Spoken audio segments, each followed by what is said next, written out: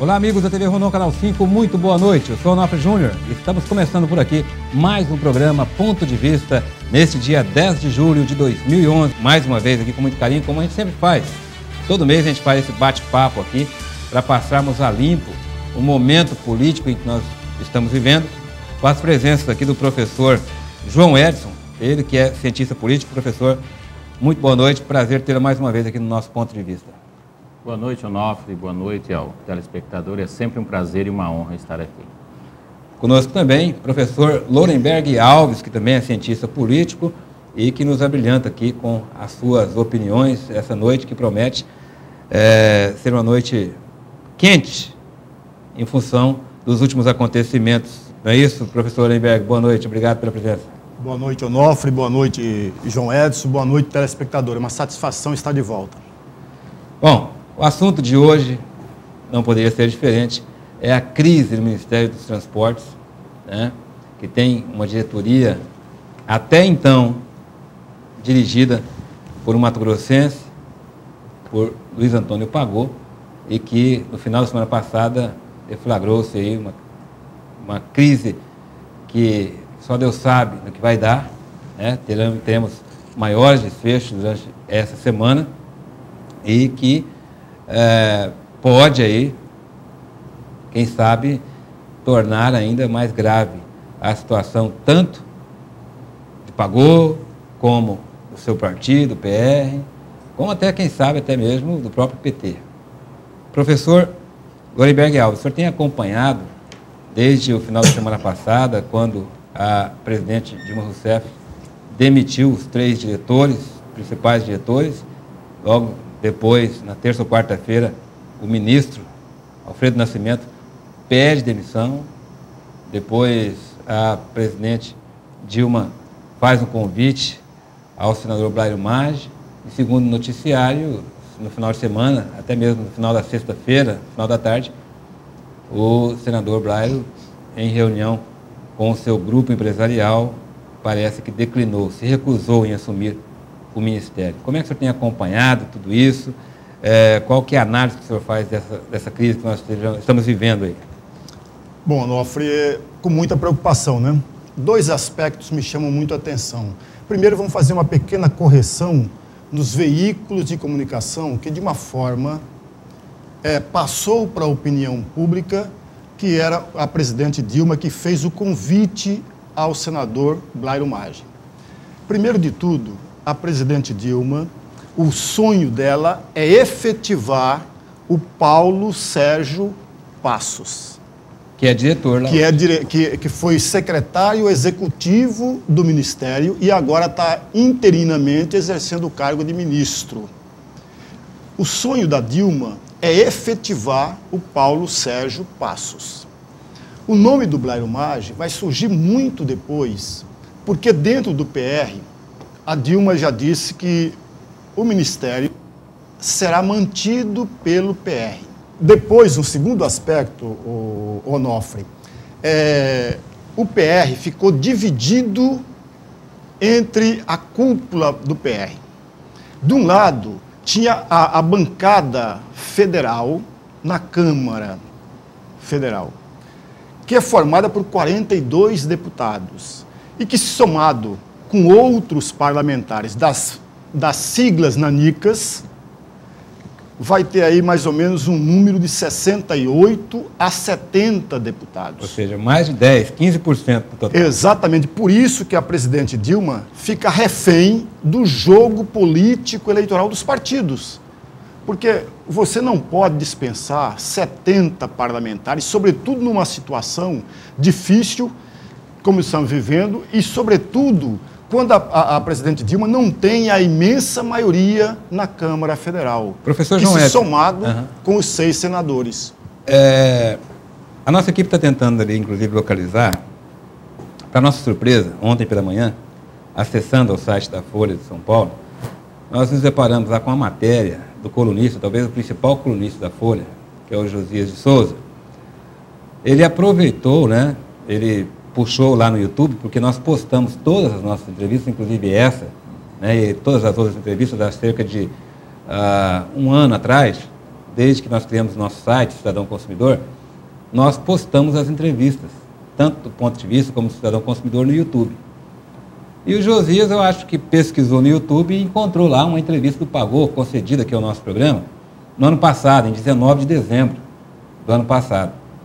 Em um dos trechos, e o Josias, inclusive, fez essa matéria, essa coluna, inclusive uma coluna extensa, ele colocou, inclusive, a disponibilidade do amigo internauta, esse vídeo com a entrevista do Pagô aqui.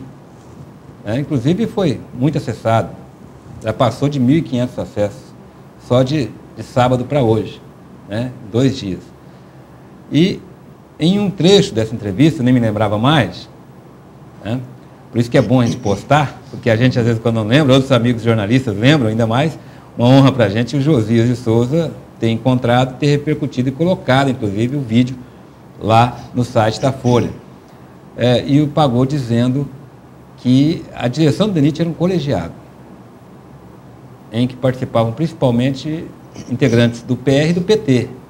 E nada do que ele fazia era por conta própria. Tudo que era feito dentro do Ministério era em conjunto com esse colegiado. Esse colegiado aprovava, deixava de aprovar tudo ali. Os projetos, a forma de fazer tudo. Então são 5 que ele despachava de dentro do gabinete do... Aí é que está um outro erro. Não existe apenas um crime com as denúncias que nós estamos vendo. Existem 2 ou 3 crimes. Um deles, além das denúncias, nós temos um outro crime, e que é muito comum no Brasil e que a população sequer toma conta e começa a refletir sobre. Ora, é um órgão público, é um Ministério Público, é o Ministério dos Transportes, um órgão público e um partido político de iniciativa privada e particular, reunindo nos prédios e no ambiente do Ministério dos Transportes. Isso é um crime. Não se pode utilizar um órgão público a favor de um partido político, para discutir as questões do partido político. E mais ainda, discutir a questão de verbas e de obras a serem... De contrato. De contrato. Quer dizer, é muito ruim. Esse é o segundo crime. E um terceiro crime, que é comum de toda a história brasileira, não fazer uma diferença do que é Público. Privado e do que é público. Isso tem que ficar muito claro. Nós estamos num regime democrático, o Onofre e o João Edson conhecem muitíssimo bem. O Norberto Bobbio dizia uma frase muito lapidar e importante no momento que nós estamos vivendo. No regime democrático, o governo tem que ser um governo visível, nada por debaixo do tapete, nada às escondidas, tudo às claras. Todas as ações do agente público têm que ser de conhecimento de toda a sociedade. Esse é um ponto fundamental que coloca uma baliza do que é público e do que é privado. Bom, no próximo bloco nós vamos discutir sobre as denúncias, o que estão sendo acusados, até que ponto, se é que a gente pode chegar à conclusão de que, de repente, tem fundamento essas denúncias, porque tudo isso é em cima de denúncias. Agora, tem gente que pode dizer o seguinte, olha, isso daí pode ser muito bem coisas do PT plantadas lá para tomar o Ministério do PR. E para isso vai derrubando quem tiver que derrubar pela frente. É uma hipótese, é uma tese que a gente tem que também prestar bastante atenção. Vejamos aí na entrevista, um trecho da entrevista do Pagô em 29 de dezembro do ano passado, aqui no nosso programa, que foi repercutido pelo Josias de Souza no site da Folha de São Paulo, nível nacional. Veja só. 579 desses contratos são do PAC, Programa de Aceleração do Crescimento. Então, é uma responsabilidade muito grande, tendo em vista a prioridade estabelecida pelo governo federal para esse programa. Tem recursos garantidos, não contingenciados. No ano, até o ano 2011, se executa ainda o PAC, até o ano 2012 se executa ainda o PAC 1, que foi a primeira modalidade desse programa implementado em 2007, mas já de 2011 a 2014 entra o PAC 2, Então, o total desses programas chegam a 47 bilhões de reais, dos quais, desses 47, como eu acabei de falar, 21 bilhões foram para programa de manutenção rodoviária, que é muito importante. Então, isso está garantido até 2014 com projetos consistentes. E esse programa, para poder ser desenvolvido, nós criamos também um núcleo especial que acompanha passo a passo o programa, inclusive trabalha na parte de auditoria, de supervisão, de controle, enfim, gerenciamento, e presta contas ao GEPAC, que é o grupo do PAC controlado na Casa Civil da Presidência da República, e agora vai ser controlado pelo Ministério do Planejamento, porque a Miriam Belchior agora vai ser a nova ministra do Planejamento. Ela já vinha acompanhando com a presidente eleita Dilma Rousseff, e agora, como ela vai ser ministra do Planejamento, então o grupo do PAC passa para o planejamento. Isso é muito importante porque une uma fase importante da questão nacional de aplicação de recursos. Viu aí, né? LC, já o GEPAC, que é um órgão da Casa Civil, na época comandado por Dilma Rousseff, e ia passar como passou para o Ministério do Planejamento com Miriam Belchior. Então, se tinha alguma coisa errada, no mínimo, eles ou foram coniventes ou foram inertes, vamos dizer assim, ineptos. Imagina o que pode acontecer com as obras visando a Copa 2014, que agora abriram mão da fiscalização, professor. Olha, aí acho que é um assunto até para um outro programa, né? Essa questão da Copa no Brasil está dando arrepios, né?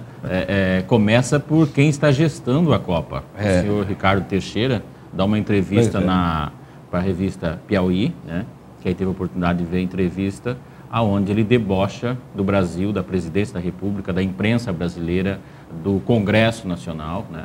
E no momento onde o Congresso e a presidente está blindando todas as atividades que vai ser desenvolvida pró-Copa.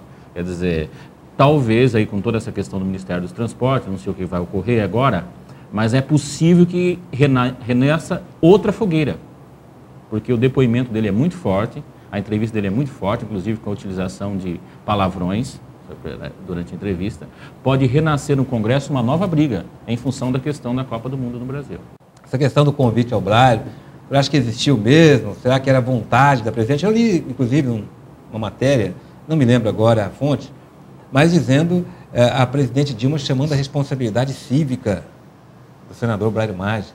Olha, por uma questão de civilidade, de desapego e de amor à questão pública, eu peço que o senador assuma o ministério. Teve um veículo que veiculou dessa forma. O senhor acredita nisso ou o senhor acha que foi jogada ensaiada? Não. Vamos reorganizar o cenário. Certo. O primeiro de tudo é interesse, como eu já falei no outro bloco, de que era o interesse da Dilma efetivar o Paulo Sérgio Passos, porque ele é um técnico, e o que é mais curioso, Onofre, o líder do PR na Câmara, o Lincoln, ele disse que o Paulo Sérgio Passos é alguém íntegro, um técnico cuidadoso e competente, porém não tem jogo de cintura político. Trocando em miúdos, o Paulo Sérgio Passos não goza e não tem o prestígio político e não tem influência dentro do PR, embora sendo um filiado do PR. Esse é um primeiro ponto. O segundo ponto, é bom a gente também não perder de vista, que seria muito interessante para todos nós, João e Onofre, seria muito interessante que o Blairo Maggi fosse um ministro, porque há muito tempo o Mato Grosso não tem um representante dentro do conjunto de ministros. Seria muito ruim para um senador de primeira viagem, da grandeza e do potencial político que é Blairo Maggi, começar a ser bombardeado quando assumisse o ministério. Porque haverá ressuscitar aqui. Quando foi citado, já começou exatamente, a aparecer coisa. A questão dos maquinários, a questão do Mato Grosso 100% equipado, a questão dos aloprados, uma série de denúncias virão, a questão de ser, e não seria bom. A fama de ser o maior desmatador do Brasil. Exatamente, então não seria bom denúncia nesse no STF, momento. A questão do seu suplente Cidinho também. Exatamente, não seria bom, não seria ideal para ele agora. É claro que o Blairo Maggi conta com prestígio dentro do PR, mas existem outros nomes, por exemplo, Luciano Castro, que é um dos nomes mais cotados dentro da Câmara Federal. Professor João Edson, foi um prazer tê-lo aqui mais uma vez e fica mantido o nosso compromisso, né, de sempre estarmos batendo papo sobre atual momento político em que vivemos. Muito obrigado. Onofre, muito obrigado. É sempre uma honra ter aqui discutindo política, ainda mais na companhia do meu amigo, professor Lorenberg. E toda vez que me chamar, estarei aqui prazerosamente para esse rico debate. Maravilha. Boa noite, professor Lorenberg. Foi um prazer ter aqui. Boa noite, Onofre. Agora você fica com uma pequena, singela homenagem do nosso programa a este líder, conforme o professor Lorenberg disse, nos últimos 40 anos não surgiu ninguém como ele. Boa noite. De uma coisa, adivinha onde ela anda? Deve estar dentro do peito ou caminha pelo ar. Pode estar aqui do lado, bem mais perto